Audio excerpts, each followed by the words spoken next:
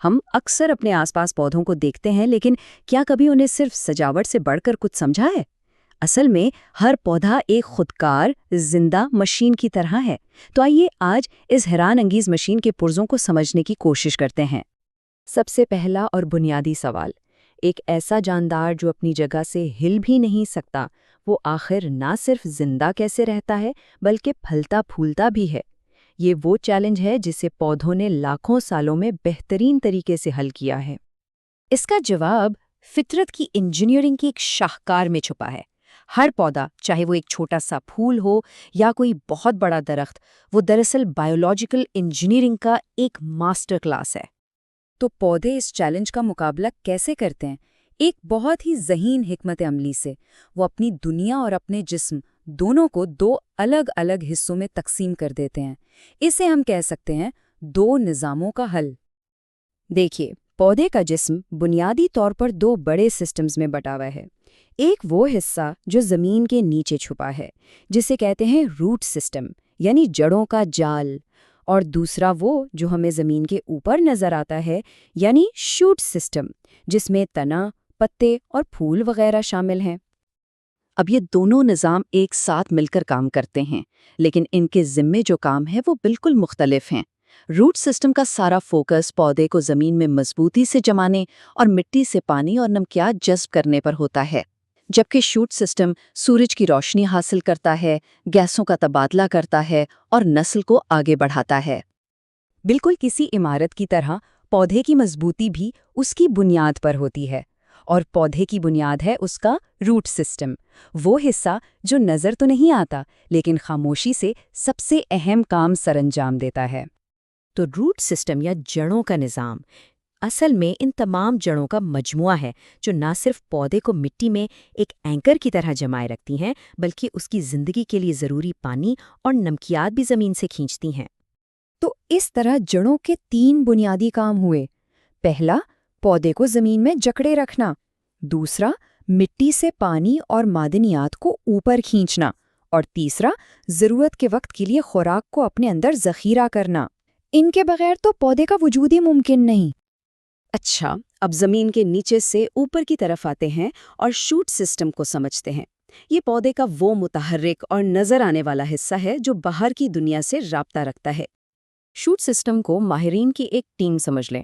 اس میں تنا ایک مضبوط ستون ہے جو سب کو سہارا دیتا ہے۔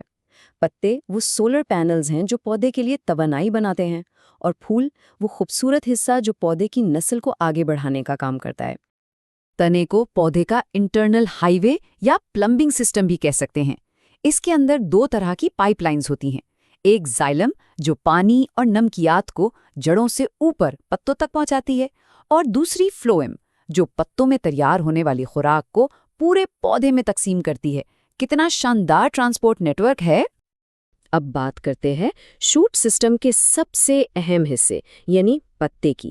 یہ صرف ایک ہرا پتا نہیں ہے، بلکہ یہ ایک چھوٹی سی بہت ہی جدید شمسی توانائی کی فیکٹری ہے۔ یہ جو پتے کی سطح پر ہمیں رگیں نظر آتی ہیں، یہ صرف کوئی ڈیزائن نہیں ہے، یہ ایک بہت ہی پیچیدہ نظام کا حصہ ہے جو سورج کی روشنی کو کیمیائی توانائی یعنی خوراک میں بدلتا ہے۔ اس عمل کو فوٹوسنتھسس کہتے ہیں، اور یہی زمین پر زندگی کی بنیاد ہے۔ پتا پودے کا اصلی پاور ہاؤس ہے۔ لیکن اصل جادو پتے کے اندر، بالکل خلیوں کی سطح پر ہوتا ہے۔ اگر ہم اس پتے کو کاٹ کر مائکروسکوپ کے نیچے دیکھیں تو ہمیں ایک پوری فیکٹری نظر آئے گی جو مختلف تہوں میں اپنا اپنا کام کر رہی ہیں۔ پتے کی کئی تہیں ہوتی ہیں۔ سب سے باہر ہوتی ہے ایپیڈرمس۔ یہ ایک حفاظتی جلد کی طرح ہے جس میں گیسوں کے تبادلے کے لیے چھوٹے چھوٹے سوراخ ہوتے ہیں جنہیں سٹومیٹا کہتے ہیں۔ اس کے نیچے ہے میسوفل۔ یہ وہ جگہ ہے جہاں کلوروپلاسٹ کی مدد سے اصل فوٹوسنتھسس کا عمل ہوتا ہے۔ اور پھر آتا ہے ویسکولر ٹیشو، یعنی وہی رگیں جو پانی اور خوراک کی ترسیل کرتی ہیں۔ اور مزے کی بات یہ ہے کہ میسوفل بھی دو طرح کا ہوتا ہے۔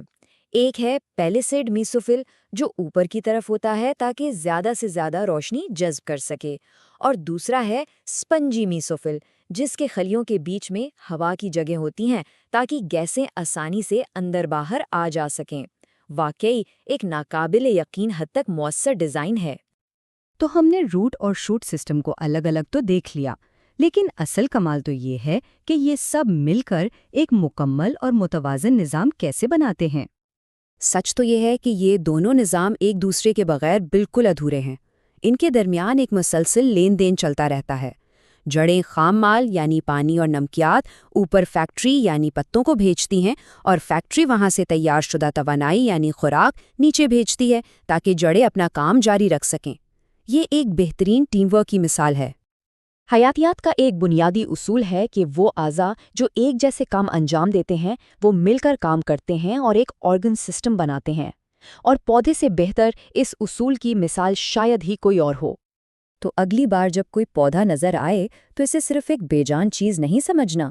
یاد رہے کہ ایک خود کفیل، شمسی توانائی سے چلنے والی اور شاندار طریقے سے ڈیزائن کی گئی زندہ مشین کو دیکھا جا رہا ہے۔ اس خوبصورت اور کارآمد نظام کو اس مقام تک پہنچنے میں لاکھوں سال لگے۔